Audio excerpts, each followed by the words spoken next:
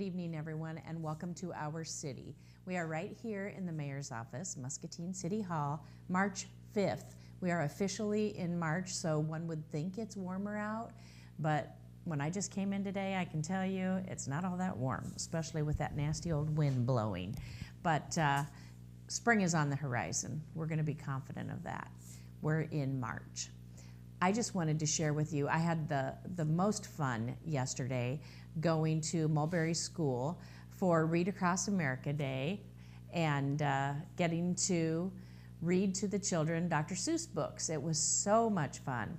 And I know several other people that went, including our second guest tonight, Danny Zumwalt. She got to go too, and it's always so much fun to sit and read to the kids and talk about Dr. Seuss and the value of reading. So thanks so much to them for allowing me to come and read to the students. I would like to have you join me in welcoming Mike Miller, and he is with Riverbend Food Bank, and he's doing a lot of great things right here in Muscatine to help feed people. So thank you for coming tonight, Mike. Great, thanks for having me. Hey, thanks so much. So you're with Riverbend Food Bank, and where are you located actually? So the warehouse is located in Davenport. Okay. But we, of course, serve 23 counties. 23. And you're all as important to us as somebody right next door. That's good to know. So are they all in Iowa, Illinois, a little bit of both? There's some of both. There are 5 right along the river on the Iowa side and then 18 on the Illinois side. Okay, very good. And you must have a big staff.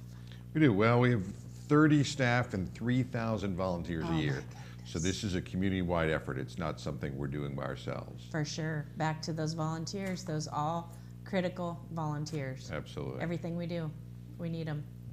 So you are down here working with our local food pantry, helping families access the food resources they need, right?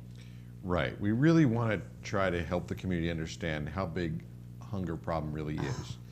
When we think about hunger, we think, we think of third world countries, we think of Africa, and world hunger is an important issue. Sure. But hunger is an issue right here at home, and even here in Muscatine, where there's certainly a lot of folks who don't need help. There's still plenty of folks who do. So sure. I brought all the numbers for you if you're interested in that. Well, certainly. And first of all, I'd like to share we have over 50% of the students at the Muscatine Community School District eligible for free and reduced lunches. Right. That certainly sends a message about the level of hunger in our community. Right. So what do you've got? I brought you both county and city numbers. Okay. So the county has about 43,000 people in it. 3,860 of whom don't have enough food. Wow. It's about 1 in 9 people. Sadly, that includes 1,700 children. So that's like 15 or 16%. And those folks are missing 659,000 meals a year. Just going without. That's right. That's right. And then 2,654 live in Muscatine proper. So, it's not an out there issue. It's our neighbors. It's a right here at home issue. That's right. Yeah. It's our neighbors. It's the people we work with, probably. Right. Yes. Yeah, I tell people all the time, whatever your stereotype is of hungry people, just come meet some. They're regular people like you and me. It's very invisible. Oh, sure. Because people hide this very well. Yes. Yeah. And they don't tell people that they aren't eating lunch because they don't have enough money or food for lunch. Right. And yet this is in a country that throws away 1/3 of the food we produce. And that's what the Riverbend Food Bank is all about. We're trying to rescue that food that can't be sold anymore for whatever reason. We could talk about some of those reasons. Okay. And we rescue that from manufacturers, distribution centers, or retail stores. And then we get that out through a network of 300 food pantries across those 23 counties. And we're trying to feed all of those people. So you even help stock our local food pantry. Yes, absolutely. That's great to know. Right. What a resource. It is, but we need to do better. Okay. So historically, Muscatine has been one of our most underserved counties. Wow. I'm not totally sure why. I think maybe it's just because the need is pretty hidden. Okay. But of that 650,000 meals that are needed, historically we've only been able to distribute about 200,000 of those meals per year. Now, I'm really excited because that grew to 290,000 meals last year. So you've gotten some folks to really get behind this, and the schools have gotten behind this, and so it's that's a significant increase. Oh, sure it is. In terms of 45% increase, but we still need to double that to meet the entire need. To be where we need to be. Right. So what can we do to do better? Yeah. Well, let's grow that capacity for distributing food. Okay. The schools are telling us they really need us, and we So started what are you doing there? So we started doing mobile pantries at the school, and Okay. some of the schools we're working with your backpack program. Oh, We great. put in a pantry in one of the schools. Uh-huh. We're doing mobile pantries at the schools, and a lot of this has just started in this school year. You've had some very generous citizens who've gotten behind this and helped make that happen, and we really We've appreciate got that good help. people here. Yeah, absolutely, and we met some and really I'm so appreciate glad. that. But we just need to grow that capacity. That sense Sure. of, oh, you should only let somebody come to a pantry once a month and only give them 3 days worth of food. I don't know about you, but I eat more than 3 days a month. Yes. There's concern about, somebody might go to a second pantry. Well, there's only one reason they go to a second pantry, because they need more food. They're hungry. Their And families are hungry. That's right. And so we just love to build a community consensus around ending this problem. Yes. It's completely solvable. As I Sure say it all the is. time, there's enough food to feed everyone. We're just throwing it away. I remember hearing you say that at Bi-State ma'am. at a meeting. Right. Yes. This is a solvable problem. Yes, it is. We do not need to have people in our neighborhood, in our city, hungry. Right. That's right. In our country. Yeah, I mean, so we would love to just, and I say at the food bank all the time, a hungry person 100 miles away is just as important as one right next door. That's right. So we don't think of ourselves as like coming into your community to help feed people. We consider you part of our community. Well, sure. We're all And, neighbors. Yeah, and so we've got a 60,000 square foot warehouse we put there at the center. We're not very far away. It's a Right in a nice it's a pretty hub. short truck ride, and Sure. we would love to continue to work toward doubling the amount of food that we're distributing here together. Well, sure. With your pantries and schools and these other programs, so we can make it so someday out there no person goes to bed hungry. Isn't that a great goal to achieve? Yes, ma'am. What can we do? What can the average citizen do? What can our folks at home do to help fix this problem? Sure. Well, it takes three things. I say it all the Okay. time: food, time, and money. All right. Food, time, and money. So any place that's throwing away food, we need to stop that. So whether Stop that's it. a manufacturer, a distribution center, a retail store, we need to, everybody get behind, a gently dented can. If it's maybe meat that is hit that date, freeze it. You can freeze that, and then it's good for months. Sure. There's even a total misunderstanding about that date on the side of food packages that most people call an expiration date. Okay. I forbid use of that term. Can you explain all that? Because it is so confusing. Right. So what that really is a freshness date. What does the manufacturer want? They want you to consume that food while it's at very best quality, so you love it and you buy it again. Okay. I promise you, the next day it does not become poison. Now, over time, it does, but we keep a database for how long food is safe to eat past the date Oh, of that you package. do. So you do keep track. Absolutely. So we check Okay. that date when it comes. And Okay. depending on what it is, it could be weeks or months or even years. Uh-huh. And we make sure it's still within that date, and we won't pass that out if it's past the real The date. safe date. But the date of the package, we call Ignore. that the donate date. Okay, I like If that. people would just, if they're going to eat it, fine. But if Uh-huh. they're not going to eat it, then please donate that. We'll get to somebody who'll be really glad to have it. Mm-hmm. So it starts with food, and Okay. if you, whether you're at your grocery or haven't any place else that's throwing away food, we actually have these numbers in Iowa.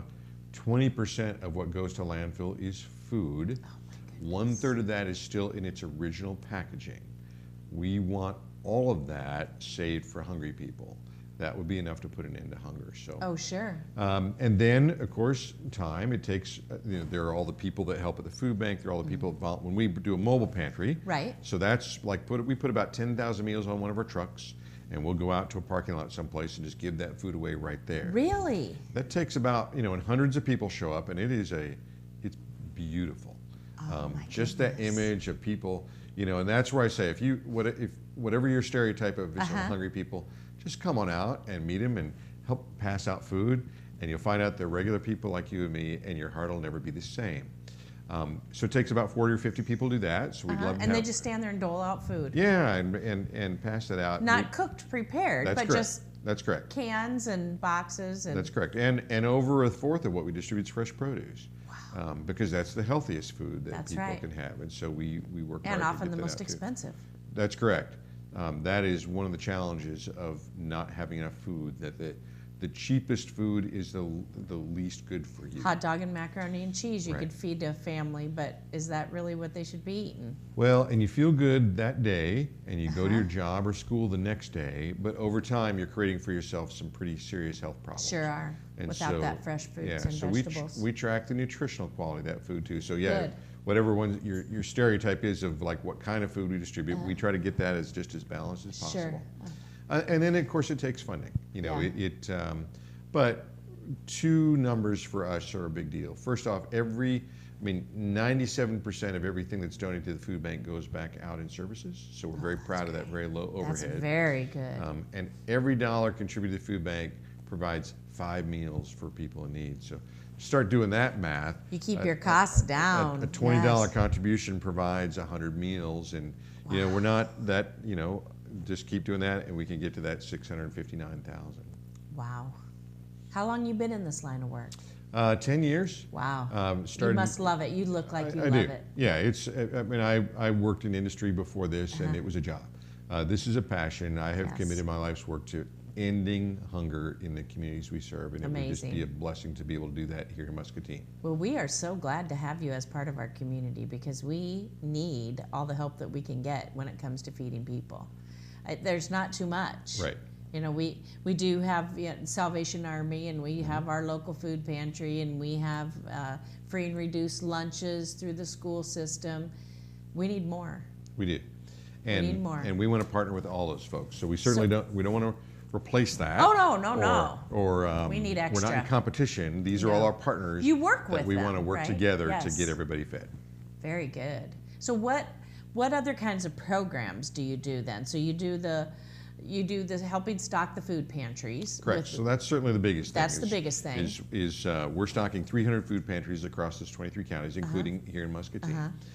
Then we have some programs focused with the youth. The backpack program is kind of, so you Yes. talked about free and reduced lunch. Yes. A lot of those kids don't have food to eat on the weekend. Right. So we'll pack up a couple breakfasts, a couple lunches, a couple dinners, and get that to school on Friday, so a child can take that home. And then they have food all weekend. Right. But that's only school food for the child, and Not so mom and dad. what we're doing at some schools is putting the pantry right in the school. It kind of depends on the context. Sure. But if it's a neighborhood school where people walk, or if the child's getting picked up, we invite the parents just to come on into the school and leave it a bag of food for the whole family rather than just for the child. Well, so sure. that's all. Or the what better. about children that aren't school age that they have at home, brothers and sisters? Right. Yeah. Absolutely. I could see families trying to stretch that one child's backpack for the entire family for the weekend. Right, and that's We don't certainly want that. That's not the intention. We want No. to. So whether that's getting them connected to one of the local pantries, Mm-hmm. or a school pantry, or the mobile pantry, we want it there to be enough. There is enough food. We just want to get it here and get that connected to the people who need it. Right. So you got filling up the food pantries. You've got the mobile food pantry. How Right. often do you do those? And where? It depends. So here in the area, so we've been doing at Mulford E Free Church. Mulford we have Evangelical. been Yes. we have been doing that every quarter since 2013. I've heard about that, but I didn't know that was you. Yes, so we're delighted to do Okay. that. Uh-huh. Monthly, so this is at Cristo La Roca. Yes. We're there every month with one of these mobile distributions, Uh-huh. and that's been good. We just started about a year and a half ago with a pantry out there at Muscatine Community College, which we're glad to have. Oh, that's great because our students out there. And then all this stuff just happened here in the schools this Uh-huh. past school year. So we're doing mobiles at the high school. Mm-hmm. We have the high school locker. Yes. And then we're in West Middle School as well. Oh, that's And then we even leading into your next guest, Uh-huh. we're doing food now at the Flickinger Learning Center. Oh, that's since great. November, so we're delighted to do that. Well, we are so glad to have you be here. I mean, we need all of the resources that we can get, and to find out that Muscatine is one of the most underserved. It really is, and that it shouldn't be that way. It shouldn't be that Right. way. We want the Right. best So for our let's work city. together to go from that 200,000 meals to now the 290. Yes. To get to that 659,000. You bet. That will be our goal together. Now, do you need anything else from us? Do you need volunteers when you go like to Mulford Church to distribute? Do you get volunteers Yeah.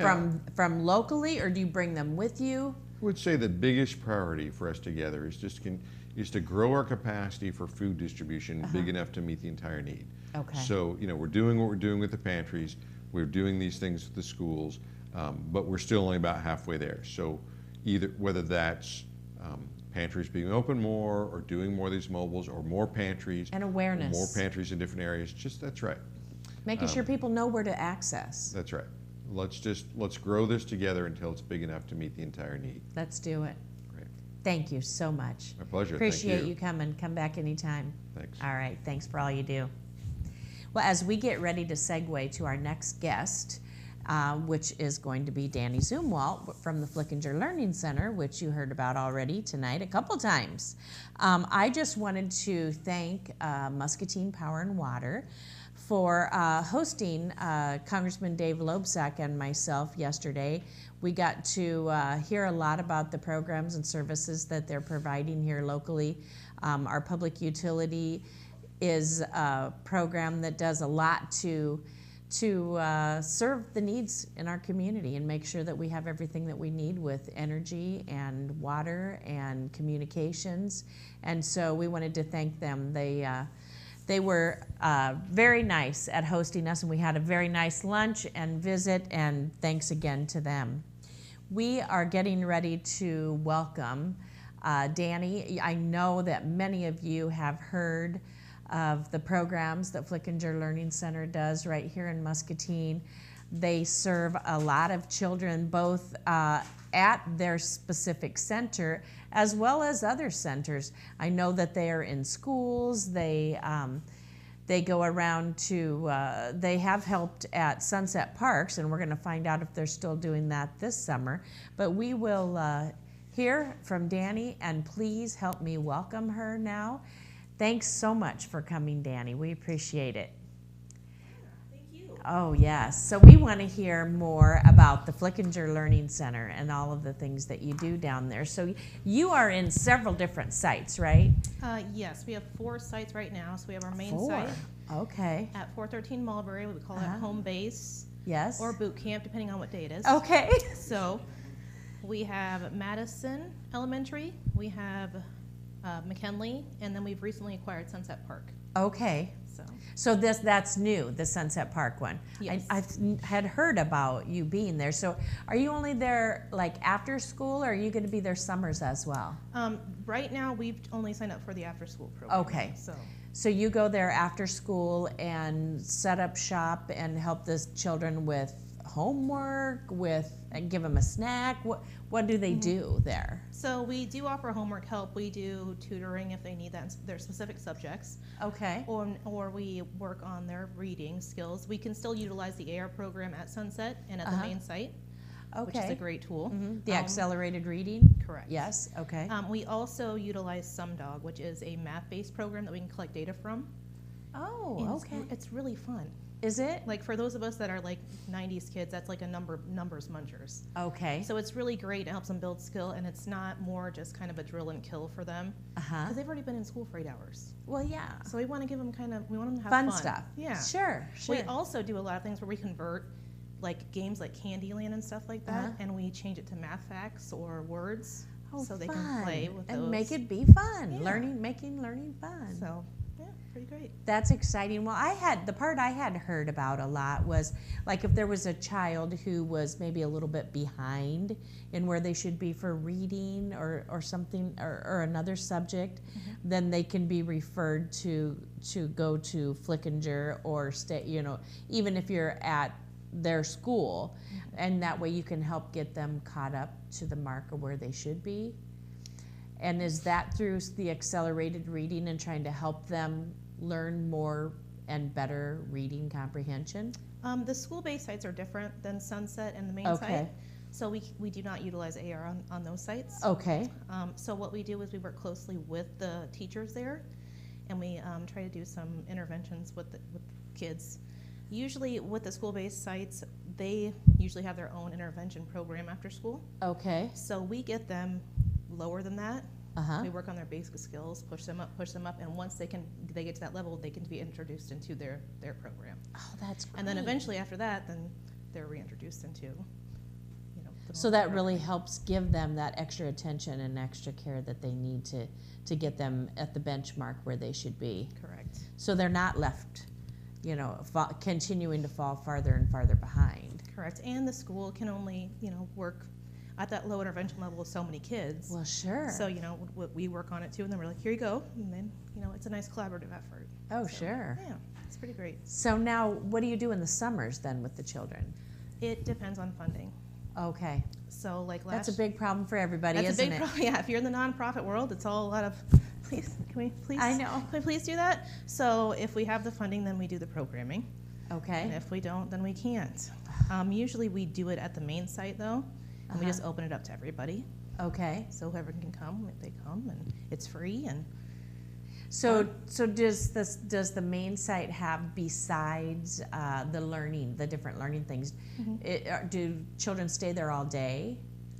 we don't have a daycare. or You do anything like not have a daycare, so that it's different hours of the day that they would come in the summer. that. In the summer, it just depends. Okay. So we've done it before earlier, and then we've done it later after lunch.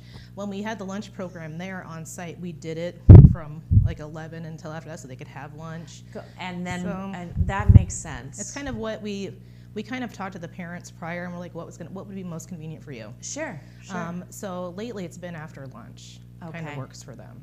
So do you really help focus and prevent that summer slide where the children get done at this level of their school grade and then they fall back a little bit because they didn't work on anything all summer long? Correct. That is so important.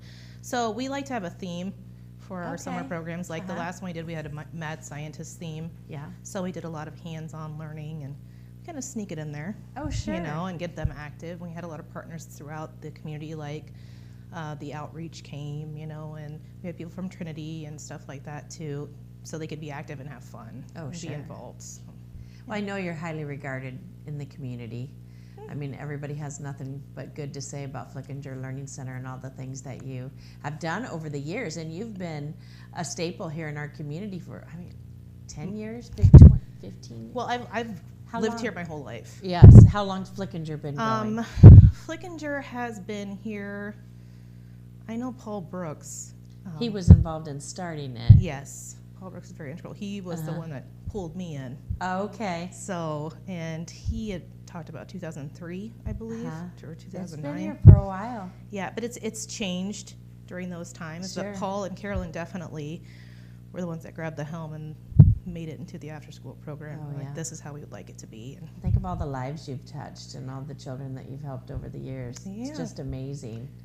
And to see them now, I think we were talking earlier today at a meeting, how nice it is to see them later just thriving and knowing that you had some kind of an impact in helping them in their success along the way. Yeah. What kind of things do you have coming up? Do you have special events, fundraisers? Well, we just got through with our trivia night, which was fantastic. You Oh, were that was a there. ton of fun. So yes. it's really great to see everybody in the community show up for that. We had a full house, and again, that's all we can ask for Oh, it was packed. is to have more people know, what Know we what do you're and, doing. and who we are. Sure. That's always been a big issue. I mean, Right. people go by our building all the time, and until they come in, they're like, "What? What is this?" Right. And get a look around, and we're like, Sure. "Yeah, we're kind of hidden. Uh-huh. We're doing some stuff in here, though." Yep. So I always think of it as the old Nitzels. yeah, yeah. I mean, it was the Nitzels pharmacy for a long time. Yeah, well, in some part of the basement, you can still tell. I but bet. There's been a lot of I think it big was a changes. laundermat at one time too, Yeah, it's been a lot of fun when I was a there. child. Yes. But I remember Nitzels too when I was Uh-huh. little. Sure. So So as far as special events or things coming up, is there anything you're working on or targeting right now? well, the board and I are discussing another fundraiser, but that's still very preliminary Sure. and stuff, and we're hoping to maybe do something over the summer with that. Oh, that'd be great. So as far as programming, though, we're starting a middle school program, Oh, which is a okay. pilot program, which Uh-huh. is going to only be run on Fridays because our after-school program runs Monday through Thursday. So I think we might have a flyer on that. So the middle school program, that's new then? That is new.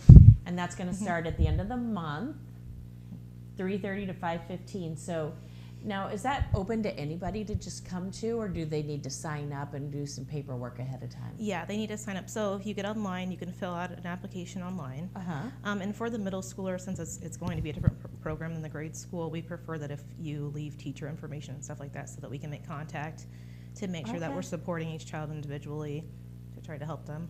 So you really do try to focus on not lumping all the children in together and everybody does the same thing, but really tailoring each individual plan to that child and what their needs are. Yes. That's what I think is just amazing.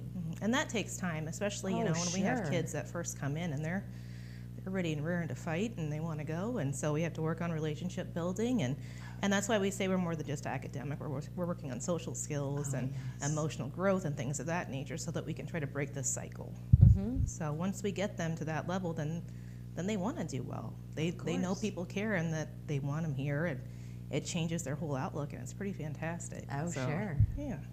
Pretty great. So as far as what your needs are, what we can do to help, what the folks at home can do to help, I imagine you need always funding, donations. I mean, I know most social service organizations are always needing help with that.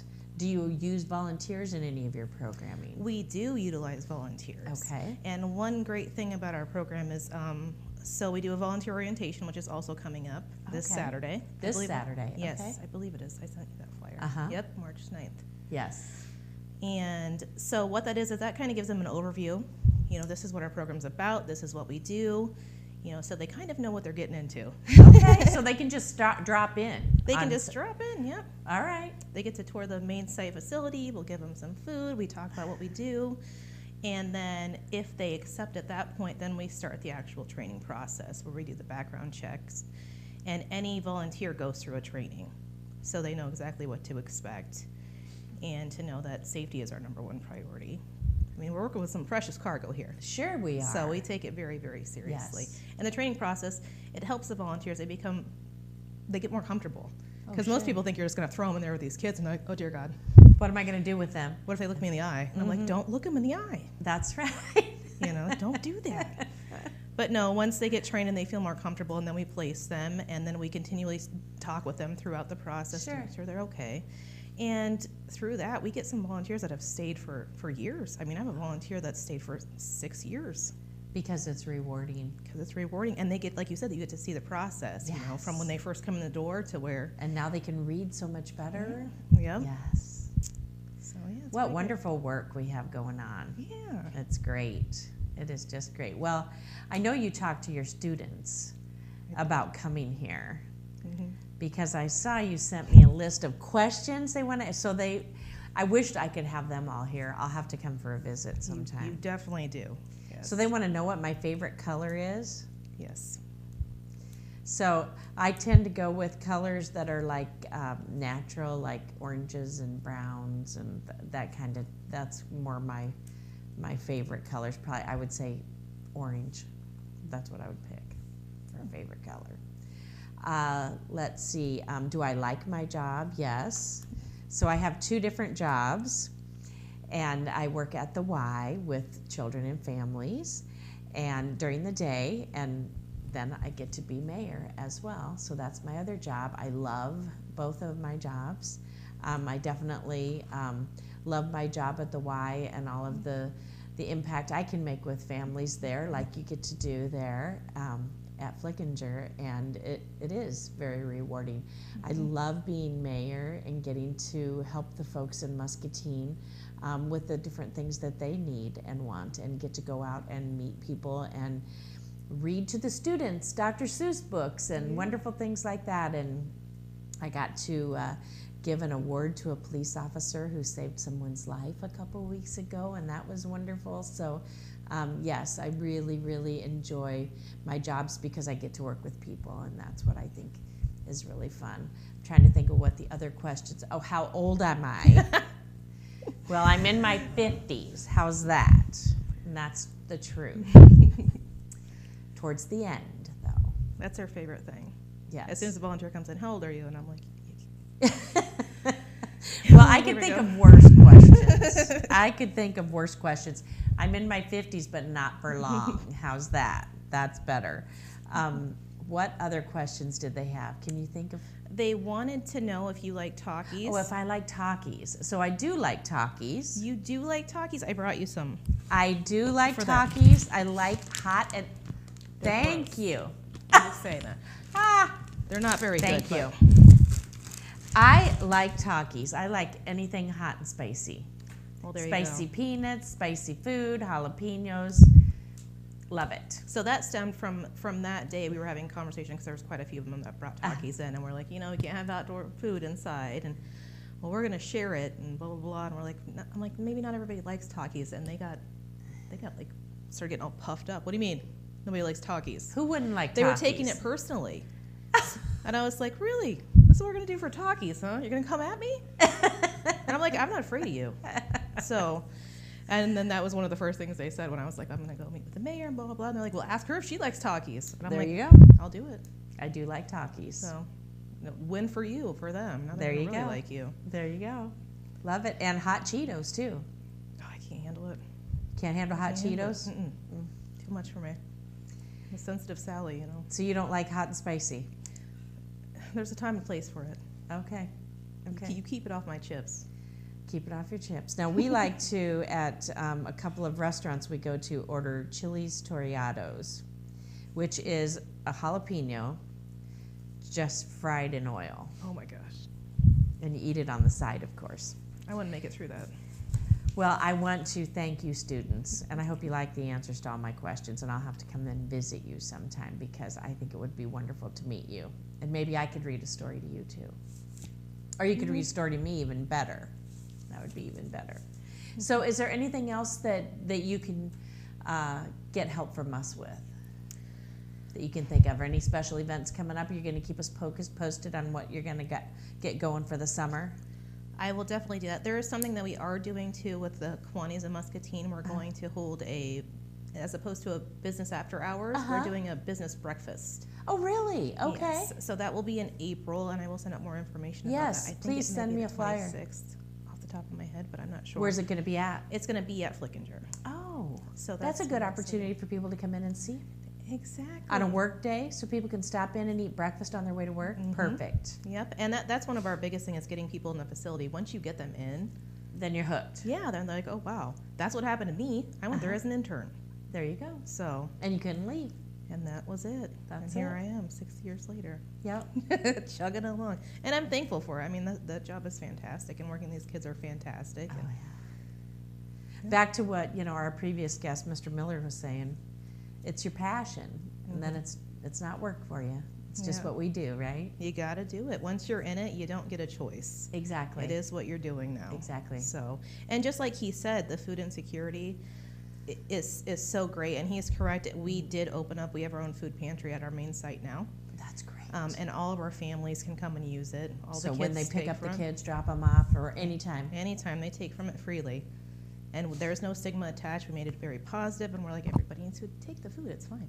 Yeah. So they go in there, and at 5 o'clock, they go in there and grab their food, and they go Oh, off. that's great. So yeah, it's pretty fantastic. Yes. So we're really thankful for the Riverbend Food Bank. We've been partnering with them for many years because before we had done a backpack program through Flickinger. Sure, sure, yes. Oh, I do that all the time. So I was glad that was expanding because that is a very valuable program. And like sure you it said, is. we need that kind of support Yes, in we do. Muscatine. And I love the idea of expanding it not to just the one student, but trying to access more food for the entire family so that the whole family can eat all weekend and just not even have that worry on you. I mean, what kind of worry must a parent have to not know how they're going to feed their kid their next meal? Can't even go there. And like you said, it shouldn't be. No, That shouldn't be a worry that we have. no. But it is, and there is a lot of food insecurity in this town Yeah. that we're not aware of. So. There is, and it's our friends and neighbors. Mm-hmm. Yep. So we all need to do what we can. So please reach out to us if there's anything else that we can do. I know you get your food then from the Riverbend Food Bank, but if other needs come up or other ways that we can help, then let us know. And just spreading the awareness, you know, I think the people just need to know where they can go Yeah. for food. I've handed out lists before. I mean, there's a meal, a hot meal served almost every day, or in Muscatine. You can go somewhere. And I think just everybody doesn't know that. And so just getting that word out to people of where they can go. I agree. Our communication is vital. It being is. It really is. I love the new texting program that MCSA has to get food out, and Yeah, that's pretty great. it is. It is. And when we all collaborate and work together, like you're doing, that really helps meet the needs of everybody. Very I good. agree. Any parting thoughts? Eat my Takis. Eat your talking. I'll eat my Takis. Somebody likes them, I'm glad. All right. Thank you so much for Thank coming. you. We'll see you again soon, I hope. Get me the information on that breakfast, because that's something that we'll really want to share with everyone. I will All do right. Thank you so Thank much. you. All right.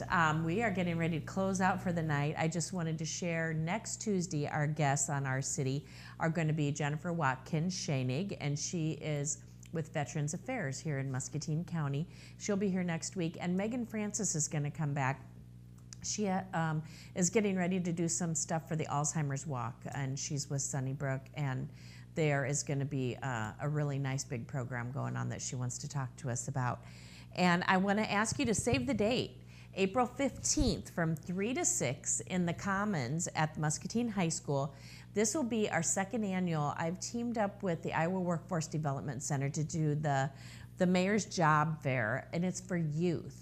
So if you're looking to get a summer job for your kids, this would be the place to come. You know, oftentimes the youth are wanting to start out into the job market, and this is their first foray into it. Bring them, and you come too, parents and youth. It'll be a ton of different employers all around, and you can go from employer to employer and find out more about the job openings that they have, any job openings that are going to be coming up, fill out applications, and really get your foot in the door. It's a really good event, and a really good opportunity for youth and employers to be able to get connected. So that's going to be April 15th. Reminder, we do have a regular city council meeting this Thursday at 7 o'clock. And those of you who have been asking, this will be the public hearing for the roundabout proposal on Hauser and Fulham. So if you were looking and waiting to hear about when that was going to be talked about, it'll be this Thursday at 7 o'clock. Thanks for joining us tonight. We look forward to seeing you again next week here on Our City. Our City with Mayor Diana Brodersen replays on MPW Channel 9, Wednesday at 2 p.m. and 7 p.m. and Thursday at 7 a.m. Of course, we're live every Tuesday at 6:30 p.m. on Facebook. Email us at ourcity@muscatineiowa.gov.